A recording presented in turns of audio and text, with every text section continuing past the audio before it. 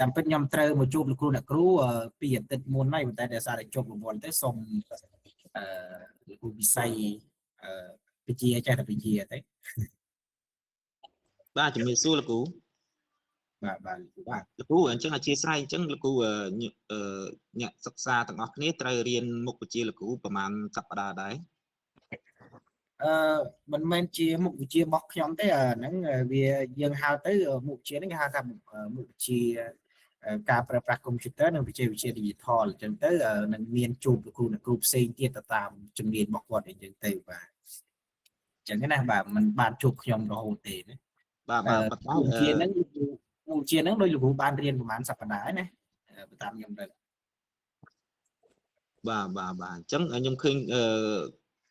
កម្មវិធីដាក់ថា3 credit អញ្ចឹង3 credit ហ្នឹងប្រហែលជា10សប្តាហ៍អញ្ចឹងហ្នឹងមុខវិជ្ជានៅក្នុង Nature មុខវិជ្ជាវាមានមុខវិជ្ជាខ្លះវា3 credit ដូចគ្នាប៉ុន្តែមុខវិជ្ជាខ្លះលោកគ្រូត្រូវរៀនជួបគ្រូទេសហ្នឹងទាំង3 credit តែម្ដងដល់ពេលមុខវិជ្ជាខ្លះលោកគ្រូរៀនតែ5សប្តាហ៍អញ្ចឹងទៅ5សប្តាហ៍ទៀតលោកគ្រូអាចគាត់កិច្ចការណាគេច្រើនមុខវិជ្ជាអប់រំបើមុខវិជ្ជាឯកទេសលោកគ្រូអាចជួបគ្រូទេសនៅក្នុងថ្នាក់ហ្នឹង10សប្តាហ៍ពេញតែម្ដងអញ្ចឹងណាបើរៀនមួយថ្ងៃ4 ម៉ោងកន្លះណាបាទសម្រាប់មុខវិជ្ជាឯកទេសយល់ហើយលោកគ្រូប៉ុន្តែ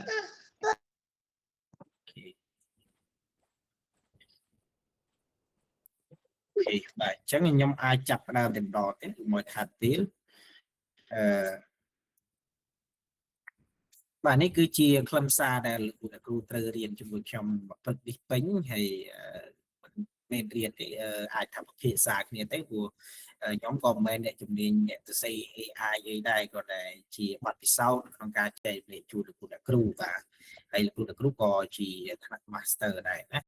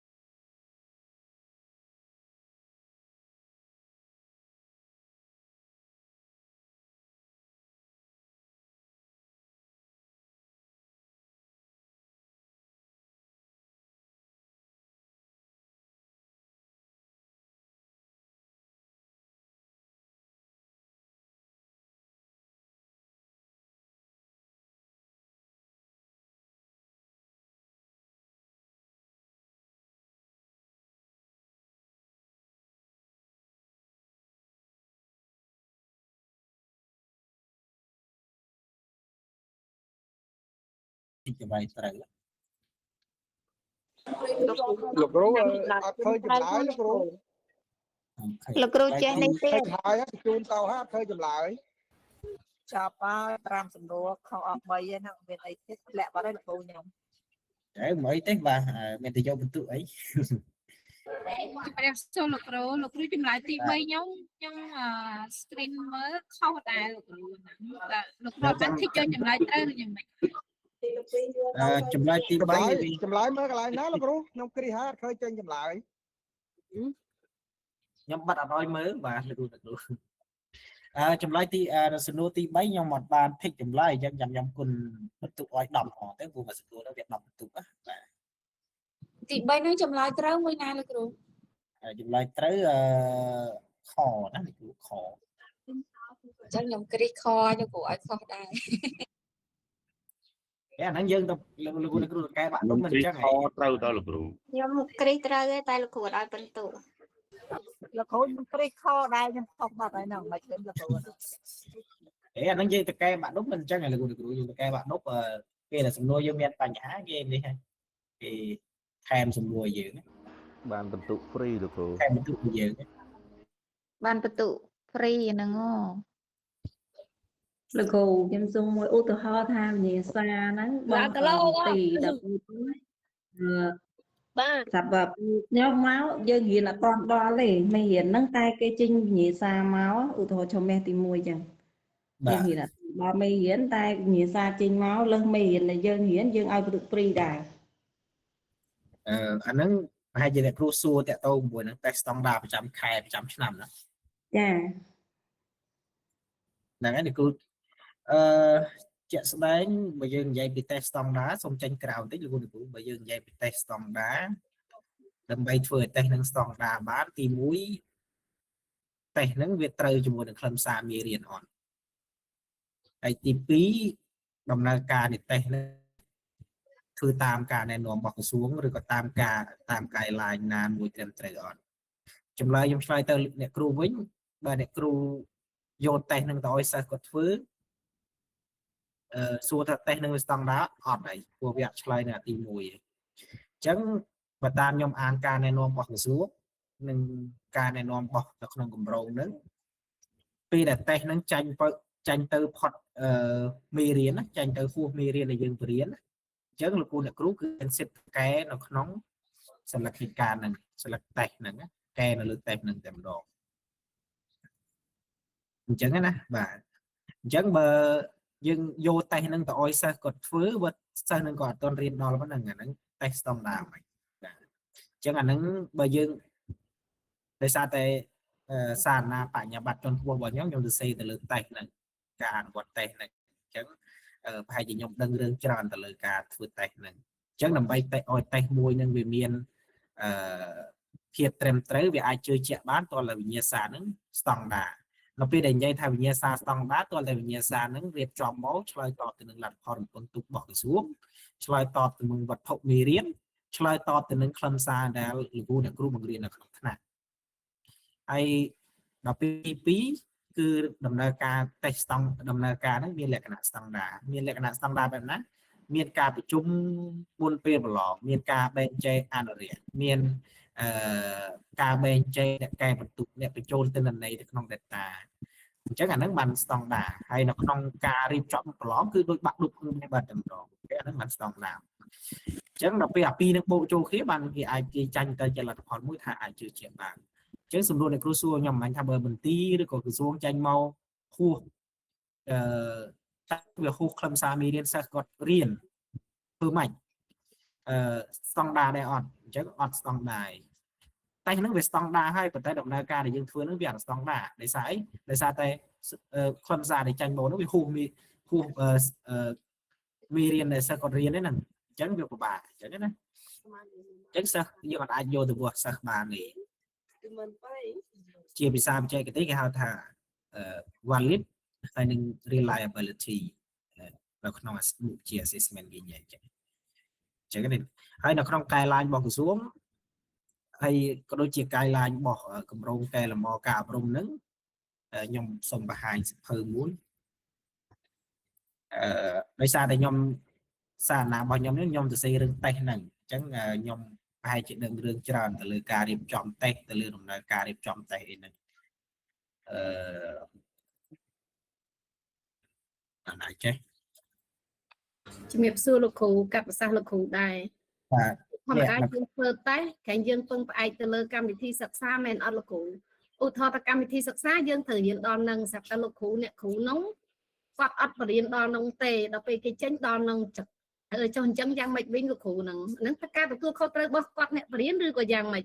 ពីព្រោះធម្មតាកាលណាយើងធ្វើវិញ្ញាសារួមយើងមិនយកកម្មវិធីសិក្សាមកពឹងផ្អែកមែនអត់លោកគ្រូឬក៏យើងអាចធ្វើអញ្ចឹងដូចជាការចង់និយាយថាមិនយកយល់ប៉ុន្តែធម្មតាឧបមាថាវិញ្ញាសាបាក់ឌុបអញ្ចឹងដែរគេមានកម្មវិធីសិក្សាយើងបរៀនដល់ណាមិនដល់ណាអត់ដឹងទេគេដឹងតែគេចេញនៅក្នុងក្របខ័ណ្ឌកម្មវិធីសិក្សាអញ្ចឹងមែនអត់លោកគ្រូដូចខ្ញុំឆ្លើយអញ្ចឹងអ្នកគ្រូជាការទទួលខុសត្រូវរបស់គាត់គឺមានន័យថាគាត់នឹងមានសិទ្ធិតកែវិញ្ញាសាដែលគាត់ដែលក្រសួងបានចេញមកយើងត្រូវតែយកយល់ថានៅក្នុងបរិបទនៅក្នុង context ខុសគ្នា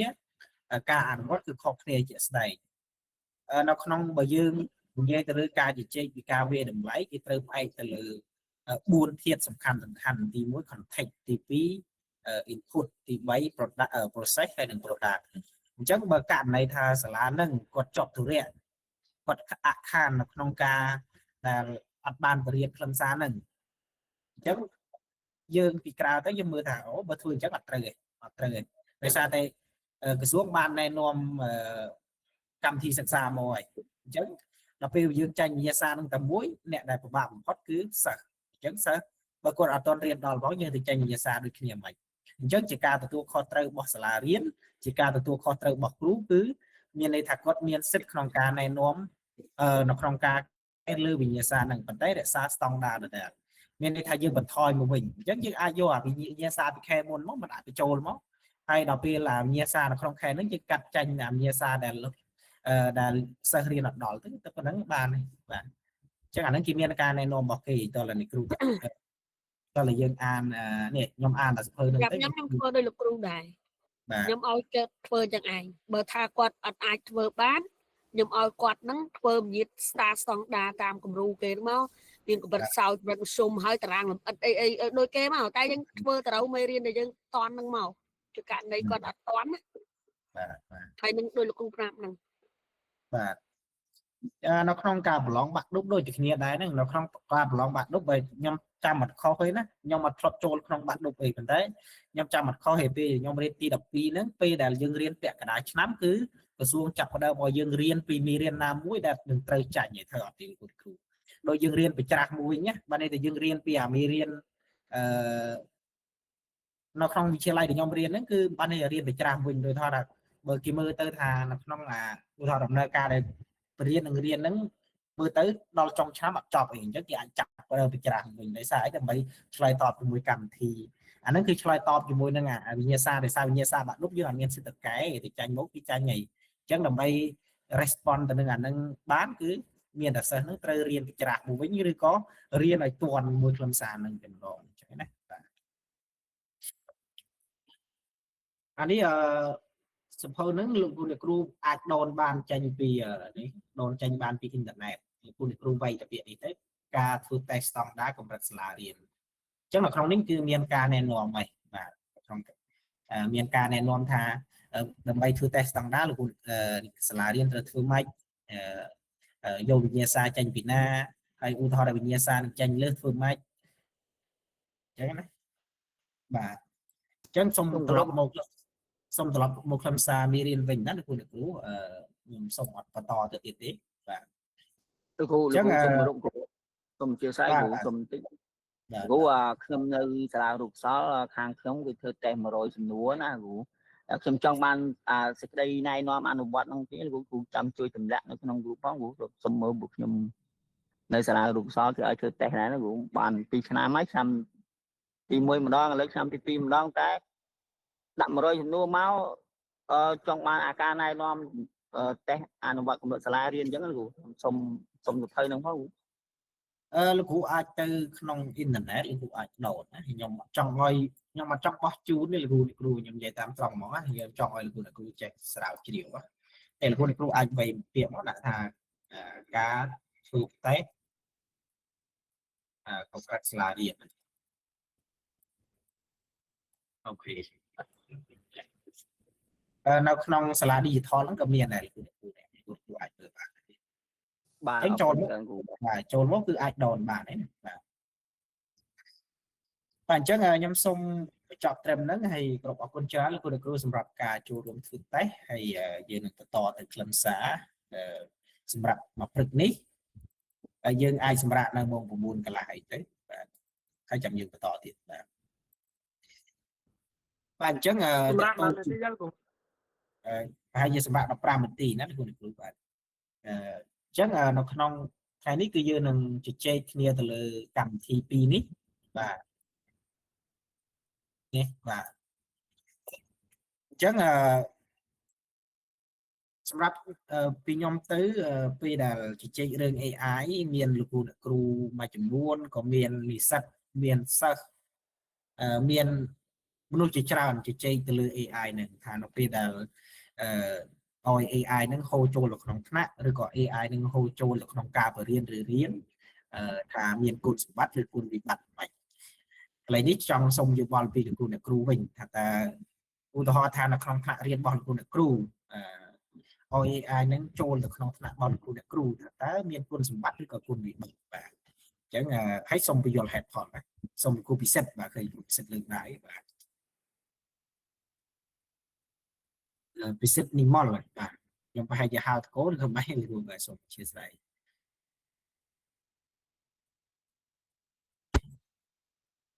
ក្នុង Google Gemini ណាវាចេញតែភាសាអង់គ្លេសហ្នឹងហើយ10សំណួររបស់ខ្ញុំសួរទៅលោកគ្រូថាឧទាហរណ៍ថានៅពេលដែល AI បាទ AI ខ្ញុំអត់សំដៅថា AI នឹងជើមិនណាយ notebook LM ឬក៏ស្អីទេឲ្យតែ AI ទាំងអស់បាទសួរថានៅពេលដែល AI នឹងហូរចូលទៅក្នុងថ្នាក់របស់លោកគ្រូថាតើមានគុណសម្បត្តិឬក៏គុណសម្បត្តិច្រើនជាងហើយហេតុអីបាទខ្ញុំសួរអញ្ចឹងណាបាទមានលោកគ្រូចូលរួមណាបាទ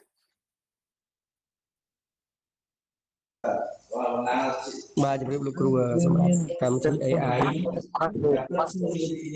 មានគុណសម្បត្តិនិងគុណវិបត្តិហើយគុណសម្បត្តិហ្នឹងវាជំនួយដល់ការបរៀនរបស់គ្រូនិងសិស្សហើយរលូនចំណែកគុណវិបត្តិហ្នឹងតើយើងក្តោបទៅលើខ្លឹមសារមានច្បាស់ដែរជួនកាលចម្លើយតែឲ្យមកវាត្រូវព័ត៌មានយើងចង់បានទេអញ្ចឹងគ្រូបាទគ្រប់អរគុណលោកគ្រូបាទសូមទៅលោកគ្រូភឿនបាទមិនឃើញលោកគ្រូបាទចូលរួមដែរបាទគ្រូគុណសម្បត្តិហ្នឹងឃើញថាកិច្ចការខ្លះយើងស្រាវជ្រាវទៅក្នុងសភៅវាអត់មានទេសួរគ្រូគាត់ដឹងដែរប៉ុន្តែដល់ពេលយើងប្រើបច្ចេកទេសហ្នឹងទៅយើងអាចរកឃើញឧទាហរណ៍ចំនួនក្រូម៉ូសូមនៃរុក្ខជាតិខ្លះអញ្ចឹងយើងអត់ដឹងទេក្នុងឯកសារក៏គ្មានដែរប៉ុន្តែដល់ពេលយើងចុចលើហ្នឹងទៅវាឲ្យមកហើយវាឲ្យលក្ខណៈផ្សេងដែលយើងអាចចង់ដឹងហ្នឹងវាឲ្យមកតាមបច្ចេកទេសហ្នឹងប៉ុន្តែគុណវិបត្តិហ្នឹងពេលខ្លះសិស្សវាអាងថារៀនតាមទូរស័ព្ទវាយកទូរស័ព្ទមកប៉ុន្តែវាអត់រៀនទេយល់ទេចង់និយាយថាអញ្ចឹងហ្នឹងវាអត់រៀនតាមហ្នឹងទេវាយកមកលេងផ្សេងវិញអាហ្នឹងគុណវិបត្តិសម្រាប់ចូលថ្នាក់បាទហ្នឹងខ្ញុំប៉ុណ្ណឹងទៅចាំឧទាហរណ៍ឲ្យសិស្សនឹងគាត់ប្រើ AI ទៅលោកគ្រូយល់មិនដែរយល់ថាវាគុណសម្បត្តិច្រើនជាងឬក៏គុណវិបត្តិច្រើនជាងបាទពេលខ្លះវាជំនួយដល់អានេះយើងតេស្តស្តង់ដាឬក៏យើងដាក់សិលឹកកិច្ចការអីផ្សេងហ្នឹងពេលខ្លះទៅវាអាចយកទូរស័ព្ទហ្នឹងប្រើបានហើយតែពេលដែលយើងថាចម្លើយយើងមិនល្អអញ្ចឹងទៅហ្នឹងវាអាចធៀបជាមួយនឹងចម្លើយ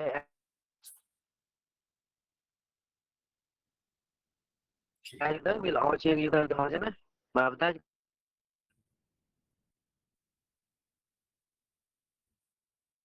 ដាច់សំឡេងគ្រូដូចដាច់សំឡេងបាត់សំឡេងគ្រូបាត់សំឡេងហើយបន្តបានទៀតបើមិនយើងបានបាទអរគុណលោកគ្រូបាទអញ្ចឹងតាមពិតទៅសម្រាប់ពីខ្ញុំទៅ AI វាគឺជាឧបករណ៍មួយអញ្ចឹងនៅពេលដែលយើងប្រើវាត្រូវគឺ វានឹងឆ្លើយតបមកយើងត្រឹមត្រូវបានដូចគ្នា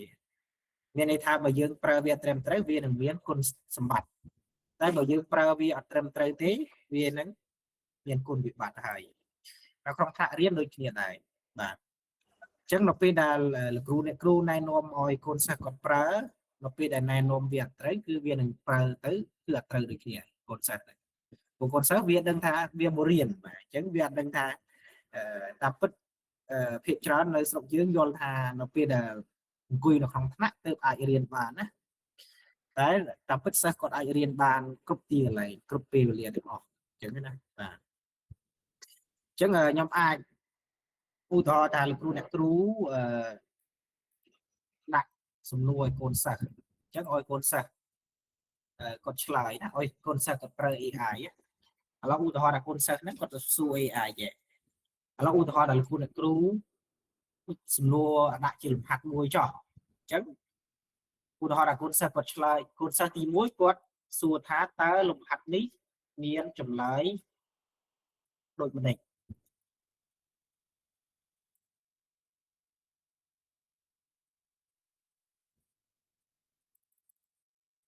ហើយដល់ពេលកូនសិស្សទី2ឆ្លើយថាសួរថាតើប្រាប់ខ្ញុំអំពីរបៀបធ្វើលំហាត់នេះអានេះក្នុងករណីថាលោកគ្រូអ្នកគ្រូណែនាំឲ្យកូនសិស្សនឹងប្រើ AI បាទអញ្ចឹងសម្រាប់ពេលលោកគ្រូអ្នកគ្រូទៅបាទសម្រាប់ពេលលោកគ្រូអ្នកគ្រូទៅថាតើនៅពេលដែលកូនសិស្សសួរសំណួរ2បែបនេះនៅក្នុង AI ថាតើមួយណាដែលជួយកូនសិស្សបានច្រើនជាងគេសំណួរទី2សំណួរទី2លោកគ្រូបាទចម្លើយគឺសំណួរទី2លោកគ្រូមិនឲ្យសិស្សរៀនបានបាទចម្លើយគឺសំណួរទី2ណាអញ្ចឹងមានកូនសិស្សនឹងក៏មានអ្នករៀនជាមួយខ្ញុំហ្នឹងគាត់សួរខ្ញុំដែរគាត់សួរថានៅពេលដែលណែនាំឲ្យកូនសិស្សប្រើ AI ហ្នឹងថាតើគ្រូនឹងបានដឹងធ្វើម៉េចបានដឹងថាកូនសិស្សនឹងគាត់អាចចេះបានអញ្ចឹងឧទាហរណ៍ថាមុខវិជ្ជាវិទ្យាសាស្ត្រយើងនឹងយូរទៅនឹងលេងសួរថាចម្លើយលំហាត់ហ្នឹងចម្លើយប្រមាណមិនត្រឹមត្រូវហើយអញ្ចឹងសួរថាតើលំហាត់ហ្នឹងកូនសិស្សធ្វើម៉េចតើលំហាត់ហ្នឹងបងអូនធ្វើម៉េចបានចម្លើយហ្នឹងអញ្ចឹងអាហ្នឹងហើយជាវិធីមួយនៅក្នុងវិធីត្រេកដ៏ច្រើនទៀតដើម្បីតាមដានពិនិត្យសិស្សថាសិស្សហ្នឹងគាត់ទទួលបានចំណេះដឹងទៅលើសំណួរហ្នឹងអត់ឬក៏លំហាត់ហ្នឹងអត់អញ្ចឹងនៅក្នុងនេះឧទាហរណ៍ថាបើកូនសិស្សហ្នឹងគាត់សួរយកចម្លើយយកលំហាត់ដែលលោកគ្រូដាក់ជូនគាត់ហ្នឹងទៅសួរ AI ថាតើសំណួរហ្នឹងឬក៏លំហាត់ហ្នឹងចម្លើយត្រឹមត្រូវប្រមាណអញ្ចឹងអាហ្នឹងសិស្សហ្នឹងគាត់បានរៀនអីម្ដងអញ្ចឹងគាត់ចាំទៅ copy ចម្លើយមកយកទៅដាក់នៅក្នុងសៀវភៅជូនលោកគ្រូអ្នកគ្រូតែម្ដងគេសួរអីចំលោកគ្រូអ្នកគ្រូដែលអត់បានដឹងពីរបៀបចាប់កូនសិស្សហ្នឹងទៀតអូសិស្សហ្នឹងប្រកែមកបាទដល់ពេលធៀបពិតគឺកូនសិស្សហ្នឹងគាត់អត់បានរៀនទេលោកគ្រូចាប់បានខ្ញុំចាប់បានតែរហូតហ្នឹងដោយសារតែសិស្សដូចចំនួនទី1ហ្នឹងយកចម្លើយទី1ហ្នឹងមកគាត់ច្រឡងមក AI ពេលខ្លះបកប្រែមកអត់ត្រូវដូចយើងរៀនទេឧទាហរណ៍យើងតាំង x ដល់ AI សេយូហ្នឹងសិស្សកូនសិស្សសេយូមកខុសហើយនឹងអាទៅសេអក្សរតាម AI បាទត្រឹមត្រូវនេះគ្រូនៅក្នុង academic នៅក្នុងថ្នាក់ master ក៏គេមានកម្មវិធីចាប់ដែរសិស្សយើងអាចចាប់បានដោយសារតែគាត់សរសេរមកបាត់ណៃនៅក្នុងกระดาษសៀវភៅប៉ុន្តែនៅក្នុងកម្រិតលោកគ្រូអ្នកគ្រូរៀនឬក៏កម្រិតខ្ញុំរៀនឬក៏ក្នុងកម្រិតបញ្ញាបត្រក៏ដោយគឺយើងប្រើប្រាស់កុំព្យូទ័រអញ្ចឹង AI គឺបង្កើតមកឡើងមកដើម្បីជួយមនុស្សក្នុងការធ្វើកិច្ចការប៉ុន្តែ AI ក៏បង្កើតឡើងមកក្នុងការចាប់ដែរខ្ញុំណែនាំកម្មវិធីមួយលោកគ្រូអ្នកគ្រូអាចទៅ search បាននៅក្នុងអ៊ីនធឺណិតឈ្មោះថា Killbot អាហ្នឹងក្រៅមេរៀនបន្តិចនេះកម្មវិធីនេះខ្ញុំព្រាកធំបន្តិចនេះអញ្ចឹងខ្ញុំណែនាំកម្មវិធីនេះទៅព្រោះដោយសារតែលោកគ្រូអ្នកគ្រូត្រូវសរសេរសារណាបញ្ចប់កិច្ចការមេរៀនសំទោសបញ្ចប់ថ្នាក់ master អញ្ចឹងកុំឲ្យលោកគ្រូអ្នកគ្រូ copy ចាញ់ពី AI មកអត់បានពិនិត្យណាបាទនៅក្នុង academic នៅក្នុងការសិក្សាកម្រិតខ្ពស់អី ទីមានកម្មវិធីនេះមួយកម្មវិធីនេះគឺនៅពេលដែលលោកគ្រូអ្នកគ្រូឬក៏អ្នកសិក្សាទាំងអស់ដែលគាត់ទៅសួរ AI ហើយ copy ចម្លើយពី AI មកដាក់ទាំងអស់តែម្ដងគឺអាកម្មវិធីនេះវានឹងប្រាប់អ្នកដែលជា examiner ឬក៏អ្នកត្រួតពិនិត្យកិច្ចការរបស់យើងហ្នឹងថាចម្លើយដែលលោកគ្រូអ្នកគ្រូ copy ឬក៏ចម្លើយដែលអ្នកសិក្សា copy ហ្នឹងចាញ់មកពី AI អត់មានចាញ់ពីមនុស្សសរសេរអញ្ចឹង AI គឺបង្កើតឡើងមកគឺដើម្បីជួយមនុស្សក្នុងការធ្វើកិច្ចការប៉ុន្តែ AI មាន AI មួយចំនួនទៀតគឺបង្កើតឡើងមកដើម្បីចាប់មនុស្សថាអត់បានធ្វើខ្លួនឯងទេកិច្ចការហ្នឹងគឺចម្លងគេសិក្សាបាទអញ្ចឹងមានកម្មវិធីមួយចំនួនហើយកម្មវិធីនេះគឺចាប់ជាអង់គ្លេសប៉ុន្តែមានកម្មវិធីមួយទៀតដែលចាប់ជាខ្មែរមានកម្មវិធីមួយទៀតដែលអាចចាប់ជាខ្មែរបាទខ្ញុំបានសាកល្បងហើយគឺបើឧទាហរណ៍ថាសិស្សនឹងគាត់ទៅសួរហើយគាត់មក copy ដាក់នៅលើ Word ទាំងអស់តែម្ដងគឺយកតែcopy តែ text ដែលសិស្សនឹងយកទៅដាក់នៅក្នុង Word យកទៅដាក់នៅក្នុងកម្មវិធីហ្នឹងមកគឺចាប់បានតែម្ដងថាAI written not human written បាទអូខេអញ្ចឹងយើងត្រឡប់មកលេងនេះវិញបាទអញ្ចឹងបើឧទាហរណ៍ថាសិស្សគាត់សូមកម្មវិធីមិញបងទៀតខ្ញុំស្អាតបានផងកម្មវិធីឈ្មោះអីគ្រូ Killboard លោកគ្រូជួយវាយមកចាំខ្ញុំតម្លែកជូនណាលោកគ្រូកុំឲ្យខាតពេលណាបាទអរគុណលោកគ្រូអញ្ចឹងនៅពេលដែលសិស្សគាត់យកសំណួរទី1ទៅសួរ AI គឺសិស្សនឹងអត់បានរៀនអីគាត់ copy ទៅចម្លើយមកគឺយកដាក់ជូនលោកគ្រូអ្នកគ្រូតែម្ដងហើយក្នុងនាមជាលោកគ្រូអ្នកគ្រូបើសិស្សនឹងអត់បានរៀនក៏ដឹងថាសិស្សនឹងគាត់ទៅសេមកគឺទៅសេមកឃើញតែចម្លើយនឹងត្រូវប៉ុន្តែអា flow ដែលដោះស្រាយលំហាត់ហ្នឹងគឺអត់ត្រូវតែម្ដងអានេះសម្រាប់វិទ្យាសាស្ត្រប៉ុន្តែបើសម្រាប់សង្គមគឺគាត់អាចនឹងចម្លងចម្លើយឧទាហរណ៍ថាអក្សរសាស្ត្រខ្មែរយើងឲ្យគាត់តែងសេចក្តីអញ្ចឹងគាត់នឹងទៅសេឡាយរាប់ម៉ូហូហែប៉ុន្តែយើងក៏មើល flow ដែរព្រោះយើងនៅក្នុងថ្នាក់យើងនឹងដឹងថាកម្រិតចំណេះដឹងសិស្សនឹងកម្រិតណាហើយវាមិនដែលថាព្រោះ AI គេនិយាយថា AI គឺភាសាដែល AI ទៅសេគឺភាសាដែលល្អខ្ចោះណាវាទៅសេមក perfect មកបាទបើជាអង់គ្លេសមកសឹងមើលមកគឺបាក់ចិត្តមកវាទៅសេមកគឺល្អមកបាទគ្រូល្អឥតខ្ចោះហើយណាលោកគ្រូខ្ញុំឲ្យទៅសេតែសេចក្តី AI លើករឿងខុសហ្នឹងđấyតិចទៀតលោកគ្រូដឹងហើយថាវាខុសដោយសារអីណាខ្លឹមសារខ្ញុំមាននិយាយណាបាទដល់ពេលទី2គឺសិស្សហ្នឹងគាត់បានរៀនណាយើងនឹងដល់ពេលដែលសិស្សគាត់យកសំណួរហ្នឹងទៅសួរ AI គឺសិស្សហ្នឹងគាត់ដឹងពីរបៀបកលុកលាក់ដោះស្រាយលំហាត់បើមុខវិជ្ជាសង្គមអញ្ចឹងគាត់អាចនឹងដឹងថាដើម្បីតែងសេចក្តីបានដើម្បីឆ្លើយសំណួរនឹងបានយើងត្រូវទៅមើលឯកសារអីខ្លះមានឯកសារណាខ្លះដែលជួយសម្រួលដល់លោកគ្រូអ្នកគ្រូជួយក្នុងការគ្រប់គ្រងចម្លើយដែលគាត់សរសេរបាទអញ្ចឹងណាបាទអូខេខ្ញុំសូមត្រឡប់មកវិញចាំខ្ញុំសូមទៅបារូសិនហើយចាំឲ្យលោកគ្រូអ្នកគ្រូមានជាសំណួរឬក៏មានជាយោបល់ឲ្យខាតពេលណាបាទអញ្ចឹងអានេះគឺជានិយមន័យ AI បាទអញ្ចឹង AI នេះវាមាននិយមន័យច្រើននៅពេលដែលយើងទៅសួរថាតើអ្វីទៅជា AI ហើយ AI អានេះគឺជានិយមន័យដែលអ្នកសិក្សាបញ្ញាបត្រឬក៏បញ្ញាបត្រជាន់ខ្ពស់ឡើងទៅដែលគេអាចយកទៅប្រើបានដោយសារតែនិយមន័យហ្នឹងគឺចាញ់មកពីGoogle Scholar ណាហើយជាលោកគ្រូមួយចំនួនបានដឹងឬក៏មិនបានដឹងGoogle Scholar ហ្នឹងគឺជាបណ្ដុំឯកសារគឺជា Google ដែលទុកបណ្ដុំឯកសាររបស់អ្នកសិក្សាស្រាវជ្រាវណាបាទអញ្ចឹងអានេះសិតតែអ្នកបោះពុំអញ្ចឹងណាបាទអានេះខ្ញុំយកនិយមន័យខាងលើនេះខ្ញុំយកចាញ់ពី Gemini ហើយនិយមន័យខាងក្រោមនេះយកចាញ់ពី Copilot AI ដែរដល់ពេលនិយមន័យខាងក្រោមនេះខ្ញុំយកចាញ់ពីការសិក្សាស្រាវជ្រាវរបស់អ្នកស្រាវជ្រាវណាបាទអូខេអញ្ចឹងនៅក្នុងកន្លែងនេះនៅពេលដែលយើងនិយាយពី AI គឺ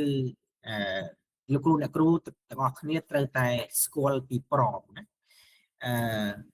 AI អាចឆ្លើយសំណួរលោកគ្រូអ្នកគ្រូបានត្រឹមត្រូវកម្រិតណាជឿជាក់បានកម្រិតណាទាល់តែលោកគ្រូអ្នកគ្រូចេះប្រើប្រាស់ប្រមហ្នឹងឲ្យបានត្រឹមត្រូវដោយខ្ញុំជម្រាបខាងដើមអញ្ចឹង ខ្ញុំអត់ខ្វល់ថាពីណាប្រើប្រាស់ AI បានច្រើនបាន AI នឹងកម្រិតណានេះសំខាន់ចេះប្រើវាអត់បើស្គាល់ AI 4 10 20បើយើងអត់ចេះប្រើវាចាញ់អ្នកប្រើប្រាស់ AI មួយផងអញ្ចឹងដូច AI ដែលខ្ញុំយកមកបង្ហាញលោកគ្រូថ្ងៃនេះមានតែ2ប៉ុន្តែខ្ញុំនឹងប្រាប់ពីកម្រិតតិចទៅលោកគ្រូអាចដឹងហើយយកទៅប្រើប្រាស់បានបាទអញ្ចឹងកន្លែងនេះលោកគ្រូអាចឆ្លើយមកខ្ញុំបាននេះថាអ្វីទៅជាប្រកណាលោកគ្រូអាចសុំលើកដៃគុំឆ្លើយមុខគ្នាណាលោកគ្រូបាទអ្វីទៅគឺជាប្រកបាទ បាទហ្នឹងមើលយើងនិយាយខាងខ្លីថាវាជាទម្រង់ឬក៏លក្ខខណ្ឌដែលកំណត់ឲ្យដើម្បីឆ្លើយនៅកម្រិតណាមួយ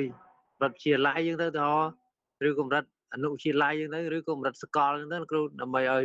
ការឆ្លើយនៅសំណួររបស់យើងនឹងមានកម្រិតចំណេះដឹងទៅតាមអ្វីដែលយើងចង់បានសុំពីខាងអ្នកគ្រូម្ដងបាទលើតែខាងលោកគ្រូសុំពីខាងអ្នកគ្រូម្ដងណា គ្រប់ប្រាប់នោះមើលទៅដូចជាវត្ថុបំណងហ្នឹងគ្រូ ប្រមគឺជាវត្ថុសុំម្នាក់ទៀតបាទសុំខាងអ្នកគ្រូម្ដងណា វាជាអ្វីដែលយើងត្រូវទៅសេប្រាប់ទៅ AI យើងកំងវាឲ្យធ្វើអីលោកគ្រូអូបាទអញ្ចឹងត្រឹមត្រូវលោកគ្រូបាទជាពិសេសចម្លើយលោកគ្រូចុងក្រោយគេគឺត្រឹមត្រូវអីបាទប្រមនឹងគឺជាអ្វីដែលយើងសរសេរប្រាប់ AI ឲ្យ AI ធ្វើឲ្យណាបាទប្រមនឹងបើបកប្រែជាភាសាខ្មែរគេហៅថាត្អូញបាទត្អូញត្អែត្អូញប្រាប់ AI ខ្ញុំជានរណាខ្ញុំមកពីណាខ្ញុំត្រូវការឲ្យ AI នឹងជួយអីខ្លះហើយអ្វីដែល AI ត្រូវជួយខ្ញុំនឹងមានប្រមាណចំណុចចំណុចនីមួយមានលក្ខណៈសម្គាល់បែបណាបាទមានលក្ខណៈសម្បត្តិបែបណាអានឹងយើងលោកគ្រូចេះប្រើអានឹងបានត្រឹមត្រូវគឺចម្លើយនឹងគឺ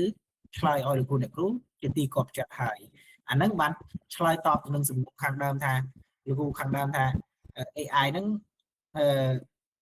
ឲ្យតែងសេចក្តីតែវាឆ្លើយមកអត់ត្រូវដោយសារអីដោយសារតែយើងអត់បានត្អូញប្រាប់វាអស់ណាបាទតោះតែយើងត្អូញប្រាប់វាអស់បាន AI ហ្នឹងវាអាចឆ្លើយបានអូខេបាទអញ្ចឹងយើងទៅមើលអញ្ចឹងប្រមសូមលោកគ្រូនិយាយម្ដងទៀតប្រមគឺជាអ្វីដែលយើងទៅសេប្រាប់ AI ឲ្យ AI វាធ្វើឲ្យយើងណាជាយើងបកប្រែមួយទៀតឲ្យខ្លីគឺត្អូញការត្អូញត្អែប្រាប់ AI ណាបាទផ្អែកលើបទពិសោធន៍ក៏ដូចជាអ្វីដែលខ្ញុំបានរៀនទើបនឹងបញ្ចប់វគ្គមួយដែរនៅក្នុងវគ្គមួយវគ្គ certificate ហ្នឹងគេហៅថាក្នុងវិធីសាស្ត្ររៀនថ្មីហ្នឹងអញ្ចឹងខ្ញុំបានរៀនមួយដែលមើលទៅគឺតំណងយកមកអាចបញ្ចេញលេខជូនលោកអ្នកគ្រូបានគេថានៅពេលដែលលោកអ្នកគ្រូទៅសេប្រាប់ទៅសេនេះទៅសេប្រមដាក់នៅក្នុង AI ហ្នឹងគឺត្រូវមាន5ត្រូវមាន5លក្ខណៈសំខាន់ឲ្យវា5 component 5សមាសធាតុណាបាទ 5 component បាទនេះចឹងដើម្បីឲ្យ AI ហ្នឹងវាឆ្លើយតបនឹងសំណួរលោកអ្នកគ្រូបានត្រឹមត្រូវហើយនឹងជឿជាក់បានអាចយកទៅប្រើប្រាស់បាននៅក្នុងកិច្ចការរបស់លោកអ្នកគ្រូទាល់តែលោកអ្នកគ្រូត្រូវសរសេរប្រមហ្នឹងមានលក្ខណៈ5បាទលក្ខណៈ5ទី1 personal នេះគឺព័ត៌មានផ្ទាល់ខ្លួនណាព័ត៌មានផ្ទាល់ខ្លួនលោកអ្នកគ្រូអាចកត់ទៅហើយខ្ញុំសូមអធិស្ឋានឲ្យបានដាក់ជាខ្មែរជូនលោកអ្នកគ្រូមិនដែលលោកអ្នកគ្រូអាចកត់ចូលទៅតិចទៀតខ្ញុំនឹងអាសាញកិច្ចការហ្នឹងពេលដែលសម្រាប់ហ្នឹងឲ្យលោកអ្នកគ្រូទៅសេប្រមម្នាក់មួយបាទប្រម AI ម្នាក់មួយទៅសេដាក់នៅលើกระดาษក៏បានដាក់នៅលើអីក៏បានទៅសេឲ្យចាញ់ទី1គឺត្រូវមានព័ត៌មានផ្ទាល់ខ្លួន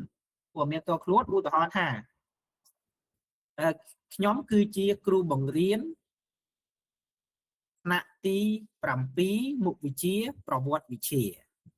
អាហ្នឹងព័ត៌មានផ្ទាល់ខ្លួនណាលោកគ្រូបាទអញ្ចឹង AI ទី1ត្រូវតែមានលក្ខណៈផ្ទាល់ខ្លួននៅពេលដែលយើងទៅសេប្រមឲ្យ AI ហ្នឹងបាទទី2ហៅថា context បាទ context បរិបទណាលោកអ្នកគ្រូស្គាល់បរិបទទេបាទអញ្ចឹងបរិបទហ្នឹងមានន័យបែបណាឧទាហរណ៍ថាខ្ញុំគឺជាគ្រូបង្រៀនថ្នាក់ទី7ប្រវត្តិវិទ្យា នៅវិទ្យាល័យកខគោនៅតំបន់ដាច់ស្រយាលដែល គ្រូ មាន ទី2អាហើយគ្រូ បាទ លោកគ្រូសូមមកខាងដើមតិចទៀតលោកគ្រូស្ដាប់ដៃសេវាបាញ់លោកគ្រូសូមមកក្រោយវិញក្រោយវិញ សុំទោសលោកគ្រូបាទ លោកគ្រូដូចជាថាគ្រូមិនមែន context ទេ បាទ task សុំទោសបាទ task កិច្ចការណាបាទយ៉ាងទី1គឺព័ត៌មានត្រូវផ្ដល់ព័ត៌មានឲ្យ AI ទី2ត្រូវប្រាប់ AI ថាវាត្រូវធ្វើអីគេណាវាត្រូវធ្វើអីគេ លោកគ្រូអធិស្ឋានគ្រូសូមគ្រូត្រឡប់មកចំណុចទី1វិញបន្តិចលោកគ្រូអត់ទាន់មិញឡើយថាសេវាអ៊ីនធឺណិតអនុវត្តបាទទី1គឺព័ត៌មានណាលោកគ្រូបាទព័ត៌មានតខ្លួនឧទាហរណ៍ថាខ្ញុំគឺជាគ្រូបង្រៀនថ្នាក់ទី7មុខវិជ្ជាប្រវត្តិវិទ្យាអាហ្នឹងព័ត៌មានតខ្លួនហ្នឹងណាបាទនៅក្នុងប្រទេសកម្ពុជាថែមអញ្ចឹងទៀតទៅឲ្យវាដឹងថាលោកគ្រូមកពីណាអញ្ចឹងណាបាទដល់ពេលទី2គឺ task ហ្នឹងគឺបានន័យថាយើងត្រូវប្រាប់គោលបំណងឬក៏ប្រាប់ការងារដែល AI វាត្រូវធ្វើណាបាទវាត្រូវធ្វើចឹងឧទាហរណ៍ថាយើងចង់ឲ្យវាធ្វើកិច្ចតែងការបរិញ្ញាអញ្ចឹងយើងនឹងប្រាប់មកខ្ញុំចង់ឲ្យ AI សរសេរកិច្ចតែងការបង្រៀនឲ្យខ្ញុំបាទចាដល់ពេល context ធ្វើមកយ៉ាងបាទដល់ពេល context យើងប្រាប់ពី background វាទៅបាទប្រាប់ថាយើងប្រាប់បន្ថែមទៀតទៅថាមុខវិជ្ជាដែលខ្ញុំបង្រៀនហ្នឹងជាមុខវិជ្ជាគោលឧទាហរណ៍បើនៅក្នុងសាកលវិទ្យាល័យគេមានមុខវិជ្ជាមួយលដ្ឋានគ្រឹះមុខវិជ្ជាស្នូលមុខវិជ្ជាឯកទេសហើយក៏មានមុខវិជ្ជាជ្រើសរើសអញ្ចឹងយើងប្រាប់ទៅថាមុខវិជ្ជាហ្នឹងគឺជាមុខវិជ្ជាគេសិស្សនឹងរៀនទេបាទថាហ្នឹងបាននេះដែលយើងប្រាប់កិច្ចការដែលវាត្រូវធ្វើណាប្រាប់អីទៅដល់ពេល context យើងប្រាប់ពី background ណាបាទ provide necessaries background information បាទ scope អីយ៉ាងទៅបាទដល់ពេលទី4អីគេទី4គឺ format ដល់ពេលនិយាយពាក្យថា format នេះទី4 format ខ្ញុំដល់ទី4ហ្នឹងណាលោកគ្រូទី4 format មានន័យថាប្រាប់ពី format កិច្ចការបាទប្រាប់ពីរចនាប័ទ្មកិច្ចការដែល AI នឹងវាត្រូវធ្វើបាទឥឡូវឧទាហរណ៍ដែលលោកគ្រូឲ្យAI ហ្នឹងទៅសេកិច្ចតែងការសំទុះទៅសេអីគេតែងសេចក្តីបាទ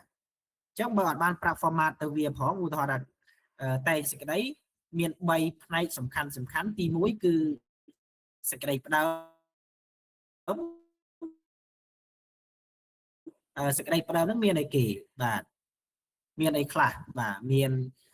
នាំបញ្ហាចំណត់បញ្ហាបាទមានអីទៀតអីគេបញ្យល់ពាក្យកលឹះអីចឹងទៅបាទដល់ពេលតួសេចក្តីមានអីគេបាទតួសេចក្តីមានហូបហើយចឹងទៅខ្ញុំអត់ចាំដែរសេចក្តីនេះចង់ភ្លេចអស់ហើយបាទការនៅរៀនហ្នឹងប្រកែតែងសេចក្តីដែរបាទបន្ទុក125ឯងបាន120 110អីចឹងទៅបាទពេលចុងក្រោយបាទលោកគ្រូទី4តួនេះលោកគ្រូស្ដាមទី4បន្តិចទី4 format ហ្នឹងបានន័យថាប្រាប់រចនាប័ទ្មការងារដែល AI វាត្រូវធ្វើណាខ្ញុំឧទាហរណ៍មុននេះបន្តិចខ្ញុំឧទាហរណ៍ថាលោកគ្រូអ្នកគ្រូប្រើឲ្យ AI ហ្នឹងវាសរសេរតែសេចក្តីឲ្យលោកគ្រូអ្នកគ្រូអញ្ចឹងAI ហ្នឹងតែសេចក្តីហ្នឹងលោកគ្រូអ្នកគ្រូដែលបរៀនភាសាខ្មែរដឹងតែសេចក្តីវាមាន3ផ្នែកសំខាន់ទី1ផ្ដើមសេចក្តីទី2តួសេចក្តីទី4បញ្ចប់សេចក្តីអញ្ចឹងលោកគ្រូអ្នកគ្រូត្រូវតែសេប្រាប់វាថានេះដើម្បីតែងសេចក្តីមួយ AI ហ្នឹងវាត្រូវ AI ត្រូវទៅសេ3ផ្នែកសំខាន់នេះឲ្យខ្ញុំហើយនៅក្នុង3ផ្នែកសំខាន់ហ្នឹងមានចំណុចសំខាន់តូចអីខ្លះដែល AI វាត្រូវបញ្ជាក់ឲ្យយើងបាទដល់ពេលទី5ចុងក្រោយខ្ញុំសូមបន្តទៅទី5ណានេះទី5ចុងក្រោយទី5ចុងក្រោយគឺ reference លោកគ្រូអ្នកគ្រូស្គាល់ reference ទេបាទ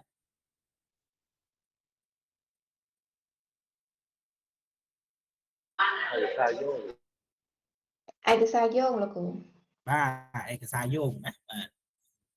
អញ្ចឹងបើគ្រូទៅ ប្រើ AI អត់មានឯកសារយោងឲ្យវាប៉ុណ្ណឹងអញ្ចឹងវាបានអីឯកសារយោងមកយើងវាបានអីឥឡូវឧទាហរណ៍ដល់លោកគ្រូខាងដើមថាទៅសេឲ្យគាត់តែងឲ្យ AI ហ្នឹងតែសេចក្តីឲ្យប៉ុន្តែអត់បានដាក់សភៅដែលវាត្រូវទៅសេសភៅដែលវាត្រូវយកលើកខ្លឹមសារមកដាក់នៅក្នុងកិច្ចនៅក្នុងតែងសេចក្តីហ្នឹងវាបានអីមកអញ្ចឹងបានវានឹងយកឯកសារពីក្រៅយកមកដាក់ហើយបាទអញ្ចឹងអានេះនៅក្នុងចំណុចទី5ហ្នឹងគឺឆ្លើយសំណួរលោកគ្រូពេញតែម្ដងថាពេលដែល AI វាឆ្លើយយើងខុសដោយសារតែយើងអត់បានដាក់ឯកសារវាបាទបើឲ្យវាតែងសេចក្តីតោះតែយើងមានអាសភៅតែងសេចក្តីហ្នឹងឲ្យវាឲ្យបើចង់ឲ្យវាទៅសេពីរឿងផ្កាសពូនតោះតែយើងមានសភៅផ្កាសពូនឲ្យវាបើយើងចង់ឲ្យវាតែងចាញ់ពីព្រះអាទិត្យថ្មីរះលើផែនដីចាស់តោះតែយើងមានសភៅនឹងឲ្យវាអញ្ចឹងបានវាអាចលើកមកបានបាទយើងប្រាប់ចម្លងជើងសភៅមែនគ្រូយើងអាប់ឡូតឲ្យវាតែម្ដងក៏បានឬក៏យើងប្រាប់សភៅហ្នឹងក៏បានដែរតែដើម្បីឲ្យច្បាស់តោះតែយើងអាប់ឡូតសភៅអូអញ្ចឹងបាទមិនមកឲ្យវាលើករឿងវាលើកឲ្យពូនហ្នឹងវាដាក់ថាគុណដោយលោកពេលចូលដល់សំណួរខ្ញុំសួរតទៅគាត់អត់ឲ្យយើងប្រើលុយអាហ្នឹងមិនវិញណាគ្រូអ្នកគ្រូប្រើ AI គេ